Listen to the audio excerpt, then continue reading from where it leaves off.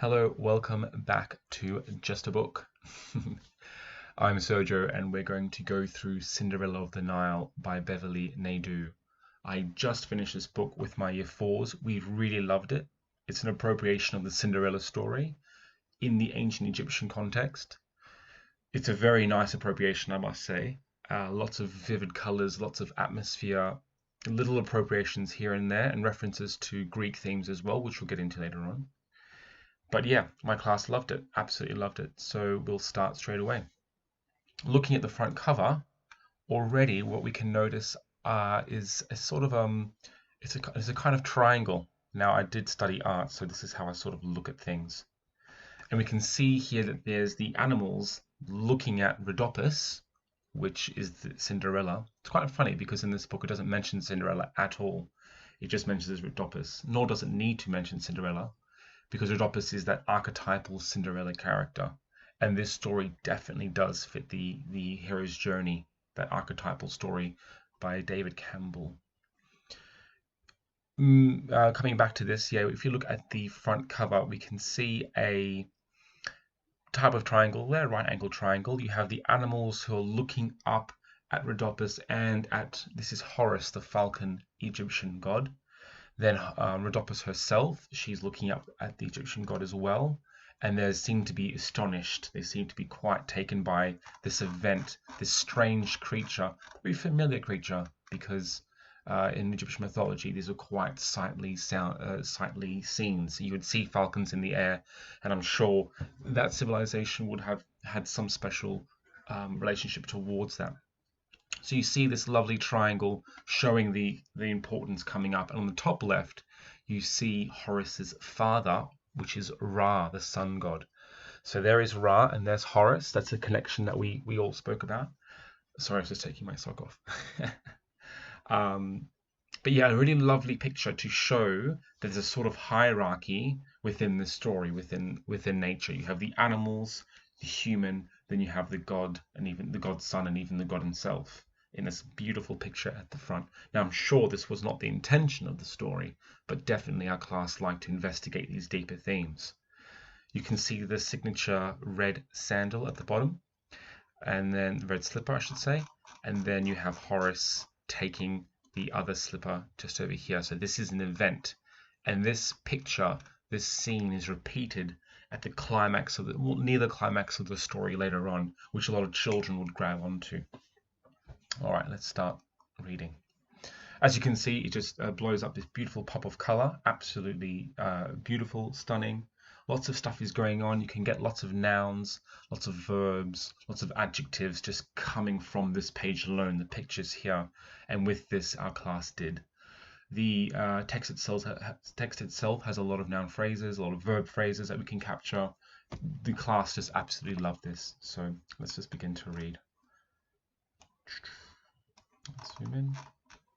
Long, long ago, when pirates freely roamed the seas around Greece, a beautiful baby girl was born in a village to the north. She had eyes like sapphires and fine red curls. The happy parents, who had waited many years for this child, called her Rhodopus because her cheeks were so rosy. Rhodopus was a kind child who loved milking the goats and helping to make cheese. She collected water from the well, fed the chickens, and did everything her parents asked with a smile. "You are our treasure," they said. So lovely, beautiful, lovely first scene. Here we go. We have here. We can see beautiful baby girl who was born in a village to the north. Lovely little detail here. I always ask my children to put in extra details. This is what really gets them marks and shows progress. They could have just stopped a beautiful baby girl was born in a village. But a village to the north adds a bit more excitement, adds a bit more drama. She had eyes like sapphires, lovely simile, and fine red curls, good noun phrase. The happy parents, another noun phrase, who had waited many years for this child, called her Rhodopus. So they waited many years. That intensifies how special he is, because her cheeks were so rosy. You can then make the connection of, well, Rhodopus, rosy. Is there a connection there? There must be if they're going to call her Rhodopus based on the color of her cheeks. Kind child, she would milk the goats, help to make cheese, fed chickens, etc. and she always did it with a smile, which is a lovely hint of her personality. She likes doing it. She's doing it with a smile. She's not doing it out of anger or resentment. It's a smile. You are our treasure, they said. This whole sentence here is given its own place in the paragraph. It's not added on or anything. It's there, it's separated, it's meant to pop out, and it does that because it's really important. So here we have the parents. They're smiling, of course, happy about their young daughter, Rhodopus. Here she is in the scene itself. She's larger than life. She's larger than the animals. She's larger than her parents. She's almost the size of a mountain. That again amplifies how special she is. Down here, let me move my screen. However, I remember doing this. Here we go. Unhighlight. However, the other villagers whispered that her greatest treasure was her hair, the color of the finest sunset. As Rhodopus grew, word of her unusual beauty spread over the mountains. Her parents thought they were safe living far away from the sea, but news of their red-haired daughter reached a band of pirates. A girl like this could be sold for a fat bag of silver coins. Lovely here, a fat bag of silver coins. Really, really good. Noun phrase with some adjectives thrown in there as well. A band of pirates, nice plural phrase here. Her unusual beauty, good little prefix there. Lots of your 3s and 4s. Lots of your 3s and 4s will need to do more of these prefixes and suffixes, but that's a nice little prefix. Also, then take note of these commas as well. However, other villagers whispered that her greatest treasure was her hair, the color of the finest sunset. As they come into year 4, I'm really starting to push how important these commas are. The way I go into teaching it, let me see if there's some examples here, is that when we do a comma, we pause. We don't take in air or much air. Full stop, you take in air. So when children are reading long, long ago, when pirates freely roamed the seas around Greece, a beautiful baby girl, they're not taking in air specifically. It's more a pause for dramatic effect. The pause at the full stop is when they take a breath. So they really need to read text like they're reading, well, how I say there's music in the text, there's music in the words. And to find that music, they need to pause at commas and then take a breath in it at full stops. For the children who just read continuously, they read very well, but they don't read the punctuation. I get them to tap the table. Can you hear that? It sounds like tap. Get them to tap the table at full stops. That forces them to break and pause and breathe in. So remember that. Commas are a pause. Full stops are to take breath in. That's how I like to explain it. Most are. We know in the English language, sometimes you can just read the commas there. Long, long ago, there's no actual pause there, but you can pause it there.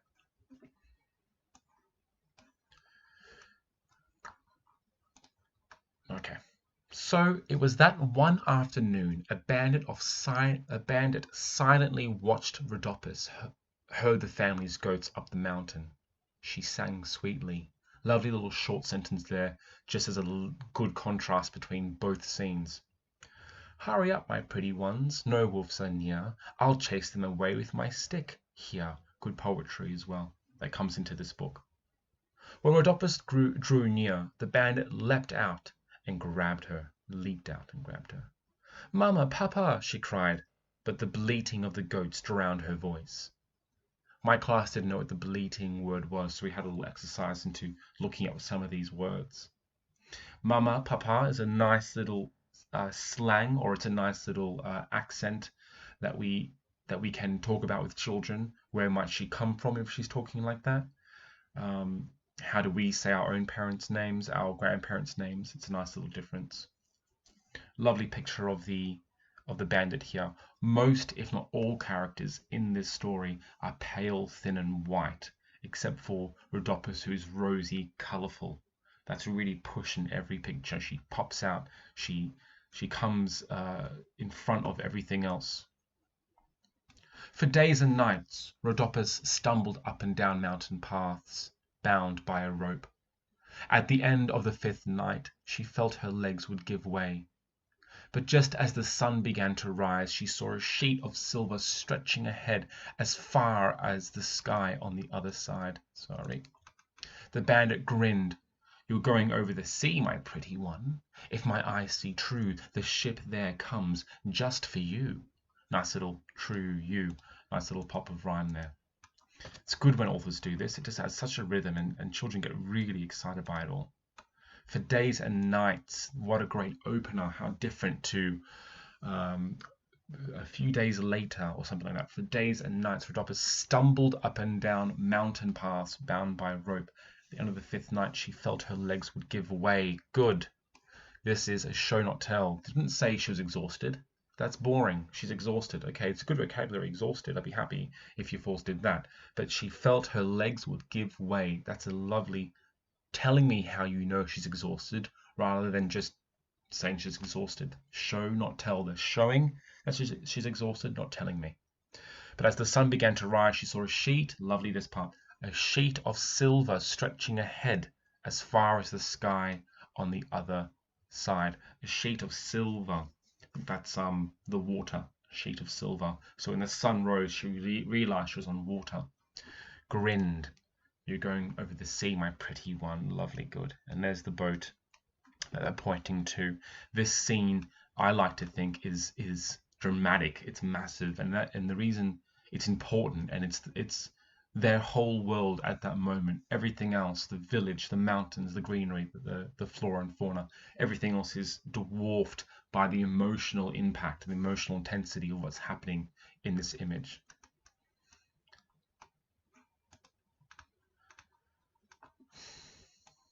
Let me move my camera. Down by the sea, a bright blue kingfisher landed on a rock beside Rhodopus and cocked its head. Quickly, she plucked a few strands of her hair. The kingfisher neatly grasped them around her hand. Through her tears, she sang softly, "Little bird, you can fly, you are free. Tell my parents you saw me by the sea. My village lies in those mountains there. You'll hear their cries. Please give them my hair." Really nice little event here, which we do see often in the story, are birds appearing. My class like to think of it as Horus sending his little helpers coming to get to sort of correct the balance that's needed in this story. So there's a massive tragedy happened, someone innocent and pure is taken away. The gods are starting to intervene. The gods are sending their helpers, sending things to restore the balance. And here we have a bird coming in, a kingfisher, neatly grasped them from her hand. Didn't just take them, neatly. That's a really important understanding there, that the kingfisher sees the importance of what's happening, sees the importance of what's going on. Through her tears, she sang softly. Bright blue kingfisher, good noun phrase there as well. She had barely finished her song when the bandit seized her way and waded into the water with Rhodopus like a sack over one shoulder. By the time she could turn her head, there was no sign of the little kingfisher. Night and day the boat rolled and swayed. Rhodopus stayed curled like a mouse between two sheep chests. Then one night a storm sent huge waves crashing over everyone, and she thought they would all drown. Good, we got some nice things happening here. Good little simile, like a mouse between two chests. Seized her and waded into the water like a sack over one shoulder. I like to get the student to do extended similes. Lots of children at this stage are saying, "Oh, that's fast as a cheetah, as hungry as a mouse," something like that. I like to say, "Well, tell me, as fast as a cheetah who's running after food because he hasn't eaten for so long." That's a lovely extended simile, which I'm pushing your force to do. Like a mouse between two chests, that's running desperately for its life. Emphasizes the struggle that's happening. So I really like to, at the stage in year 4, year 5, to push the similes that they enjoy doing, but a bit further than just a simple example. Going into details a lot better. Yet when the morning star arrived, the sea was calm. Rhodopus was silent as the pirates cheered, and she heard them shout, "Land!" A pirate shook her. "Soon we arrive in Samos. Get up, get up!" They were sailing towards a piece of land surrounded by the sea.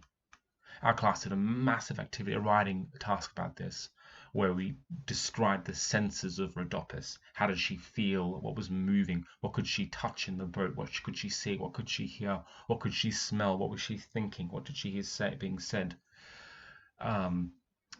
So a really lovely activity can be done around this picture.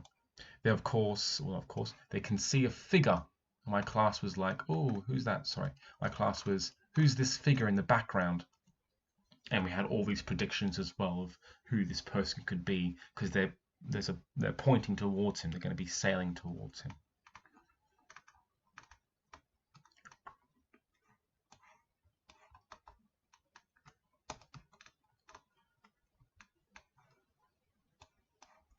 Rhodopus was sold to the highest bidder, and, by midday, trembled before the man who had bought her. Too scared to look up, she heard him say, "She is as beautiful as I was told." Her duties were to serve him and tend to his wife's garden. It was light work, and Rhodopus soon learned to do it well. However, her heart remained heavy. Good, really nice. This is a nice show not tell. However, she was sad. However, she was still sad. Boring. No. We need to tell me, how do you know she was sad? Her heart remained heavy. That's how we know. That's a lovely. If when children start to do that amount of detail in their writing, you know they've really made progress. They're really coming along, because this is a real skill of making links to outside and external and internal worlds, making links to that and showing that as well. So she was trembling. Here she is. She's been sold to a man. We don't know who he is just yet. However, she is what he sort of wanted, as beautiful as I was told. Now there was one field slave who was allowed inside the house. Rhodopus often found the master sitting and listening to him. His name was Aesop, and he was a storyteller. Aesop reminded Rhodopus of her father, who loved telling stories about wolves, bears, and other animals that lived in the mountains. So there's a really nice scene, and here we have Aesop. Now, some schools you may have already done Aesop's fables. Aesop's fables are pretty famous. Aesop is, and this is really interesting. You can do a lesson or a guided reading lesson on who is Aesop, and you'll find he apparently was a real person from Ethiopia, taken to Greece, and he was a storyteller. He told all these stories, all these fables, and he appears in this scene, which is absolutely lovely. My class actually studied Aesop's fables after this, so they were really excited to see Aesop's fables, and they already had seen this character in Rhodopus on the Cinderella of the Nile. So we have this story, this slave, and he's prized because he's a storyteller, which is a lovely comment on the impact of story and narrative. That story and narrative, the art of telling, is something so prized that you're worthy to share the table of a king. Storytelling is incredibly powerful in the classroom. When I teach and when I begin to read a story for the class, everyone goes silent. It's one of the only things, when you talk about stories and when you talk about family, kids go quiet. And that says something about how important and how embedded storytelling is in us, as a way of engaging, as a way of enjoying, as a way of interacting. So storytellers, the art of words and telling or fables, messages through stories, is incredibly important. And I always remind my children of that. So we have here a nice little contrast. Aesop is with the king, and there's Rhodopus, whose heart is heavy. One day, entering the room, here you have another bird. Rhodopus overheard her master complain. "My red-haired girl is beautiful, but she doesn't smile." Embarrassed, she quickly left. Later, while watering a rose bush in the courtyard, she became aware of Aesop watching her. He pointed to a tree. "You have a friend," he said. Rhodopus looked up and saw a tiny owl. "Oh, little grey one," she whispered, and, for the first time in many weeks, she smiled. So nice, few little links here. I love this sentence. Embarrassed, comma, she quickly left. And here we have a rose bush, just like her rosy cheeks. It's like these sort of things in nature are attracted to parts of us, elements of us. She became aware of Aesop watching, and Aesop reminded her of her father. So there's a father archetype, of a father energy inside of Aesop. And we have this bird here. And finally, she smiles, she's happy. From then on, she wasn't busy. Sorry, from then on, she wasn't busy. The end.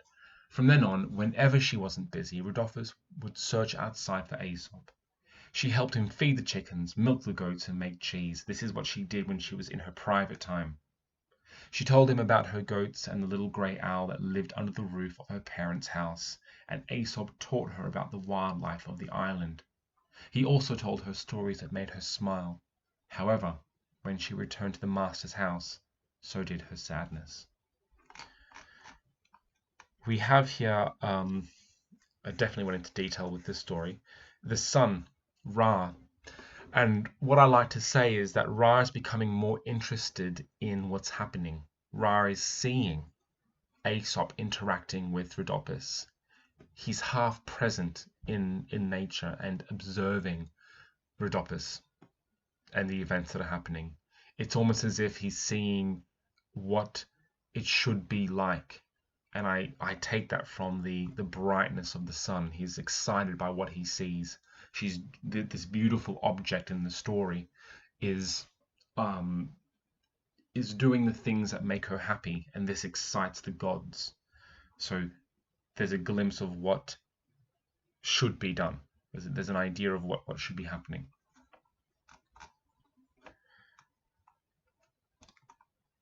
This went on for some time until one day the master became very angry. "You have an easy life in my household, yet you will not smile for me," he shouted. Even Aesop could not calm him. Soon afterwards the master announced that he had sold this red-haired slave to a merchant who was traveling to the city of Charaxis in Egypt. Poor Rhodopus ran out of the house to find Aesop. Although her friend could not stop her being taken away, he told her a fable. Of course he would, his Aesop. An oak tree boasted that it was stronger than the reeds along the bank of a river.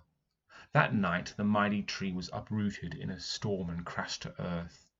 The next morning the reeds were still standing. "We know how to bend," they whispered to the tree. Good little fable. You can ask the children what they mean by that. And of course, it's a piece of advice that he's giving Rhodopus. Rhodopus, you're suffering because you're acting like a tree. You're strong, you're stable, and you will not break or bend to the world around you. Act like the reeds, and you will bend and sway, and things can crash onto you that are heavy, but you will just bend with it.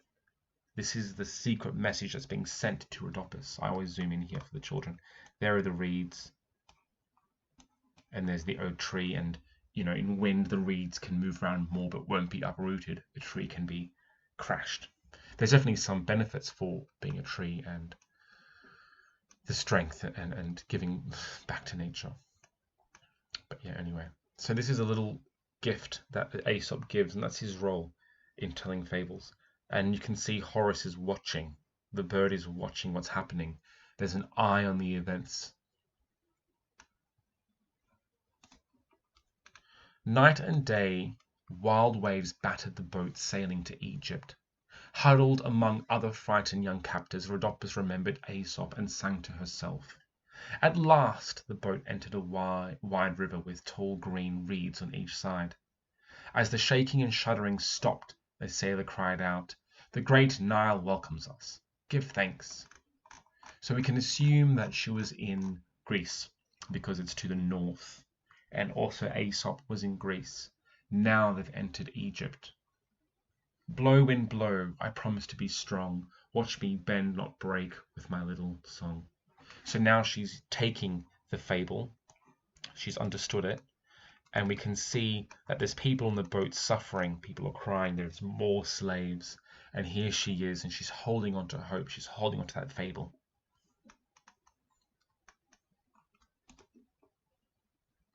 The next day, a slave master herded the captives off the boat at the port of Charaxis and led them to a busy marketplace. Never had Rhodopus seen so many people.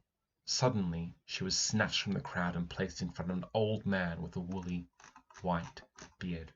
So here's the little scene. Kids get quite excited about this. We also did some rights respecting in our school, and we were speaking about slavery near this time. So we could see a lot of slaves being tied up, all looking quite weak. And Rhodopus, here she is being taken to the old man. Do we have the bird? No.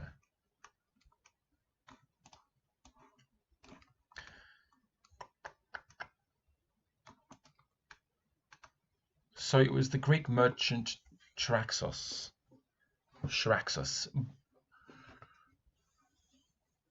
So it was that the Greek merchant Charaxis bought Rhodopus and took her into the household. After hearing how she had been stolen from her parents in the north of Greece, she treated her more like a daughter than a slave. He insisted that she eat with him and bought her new clothes. He even gave her a little house with a garden running down the Nile. Now this angered the Egyptian servants, especially 3 sisters who lived in a hut made of mud and reeds. Old Charaxis slept a lot, and they were mean to Rhodopus behind his back. So this is the first sort of real clue of there's a link to Cinderella. So there we have a nice king. It's a really good conversation to have about kings and rulers and leaders. You can have mean ones who are built on greed, and you can have compassionate ones like Charaxis. Rhodopus did everything to be friendly, but they rubbed dirt to her clothes she had washed and dropped sand into food she had prepared. So, you think you're better than us, they laughed. Rhodopus never said anything but did the work again as she hummed to herself. Blow, wind, blow, watch me bend not break. So she's been unaffected by this cruel environment that's happening. They're rubbing dirt in her clothes. Where are her sandwiches? No, they were putting things in her food, and yet she's not breaking. She's not breaking.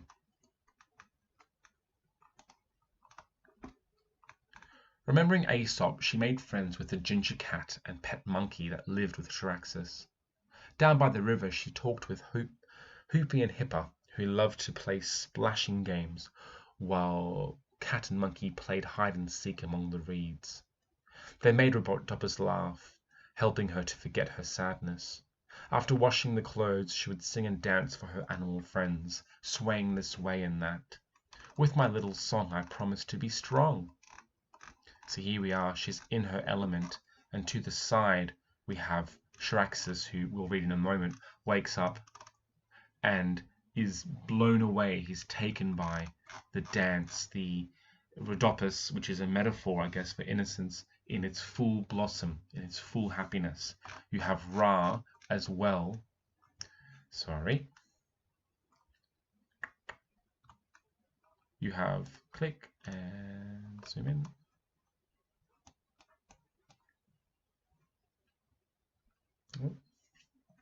We have technical difficulties. We'll see what happens. One afternoon, Charaxis woke up early from a nap. When he didn't find Rhodopus in the house, he walked down to the river, and there he found her dancing barefoot. He watched, hidden behind a palm tree. Alright, just had to fix the computer. One afternoon, Charaxis woke up early from a nap. Oh, I've read this. So we have Ra in full blossom, watching and observing life at its best. Rhodopus is singing and humming in total glee and total bliss, and the god and the Charaxis, the two sort of positive forces of nature, are observing this and are taken aback.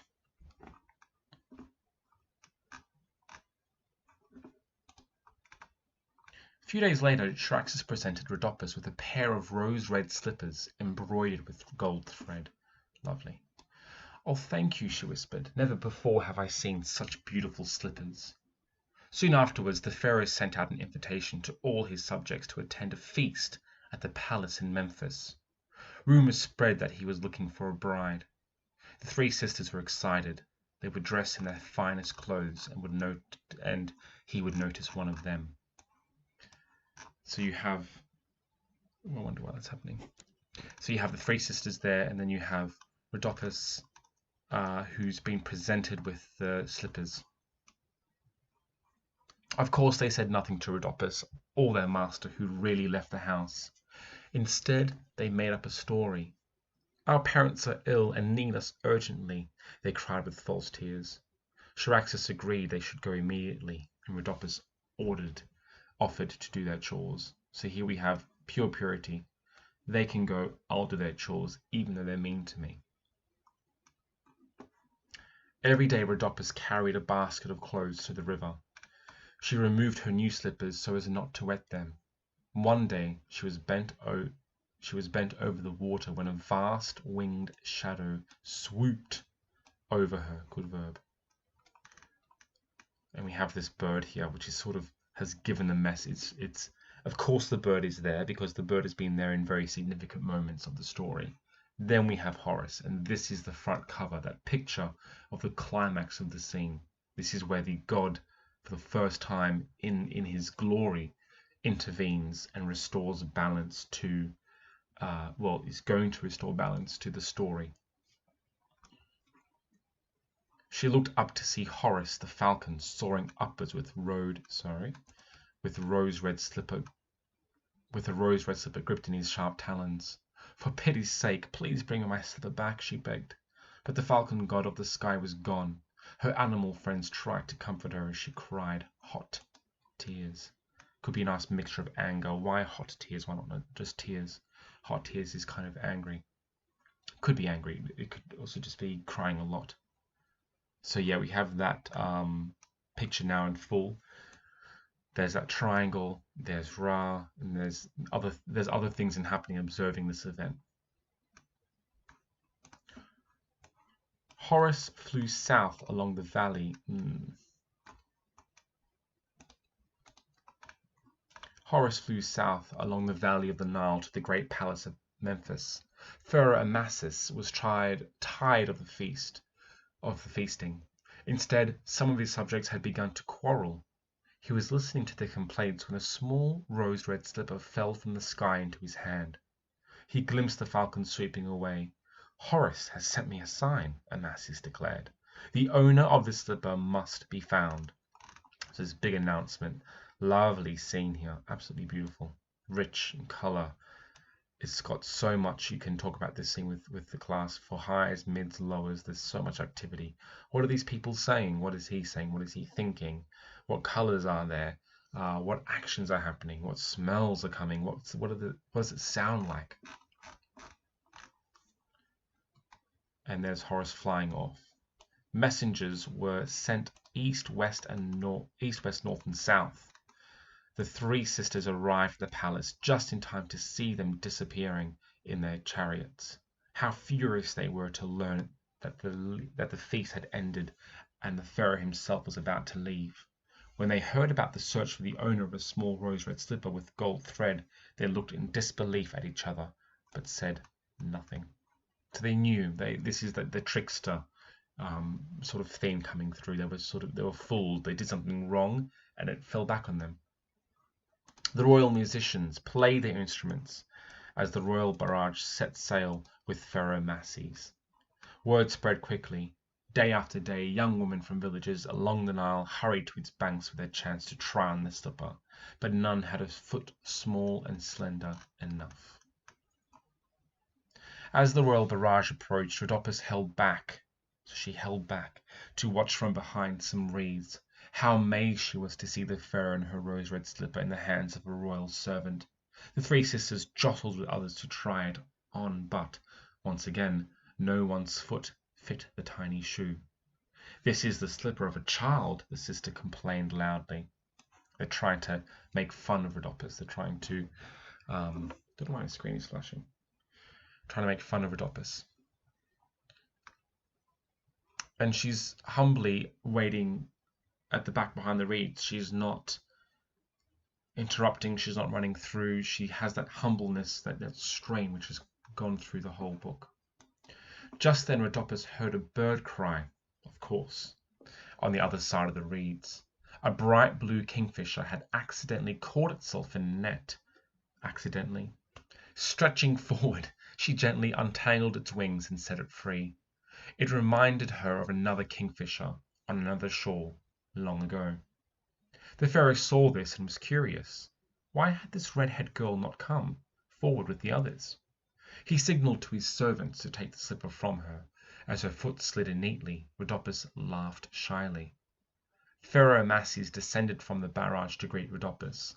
Horus chose well. You are kind as well as beautiful, he said. We can see here Ra looking at the back, watching the actions of his orders unfold. So he's ordered this to happen, he's intervened, he's restored balance, and now he's observing from the back. Nature is in full blossom, everything is bright. The three sisters cried out, "Great Pharaoh, she's just a slave. She's not even Egyptian." Waving them away, Amasis declared that Rhodopus would be his queen. It is said that Rhodopus and Charaxis shed tears as they said goodbye. Did she ever see her parents or Aesop again? We don't know, but they surely remained in the heart and legend. And legend says that Rhodopus and her pharaoh lived happily together for the rest of their lives. Of course they did. It's a fairy tale. So yeah, now never before has the page been in so much color and life and brightness and vividness. And you have the whole story play itself out. You can see Aesop, all the conditions that led to this moment. It's all here around her, and it's all led to this.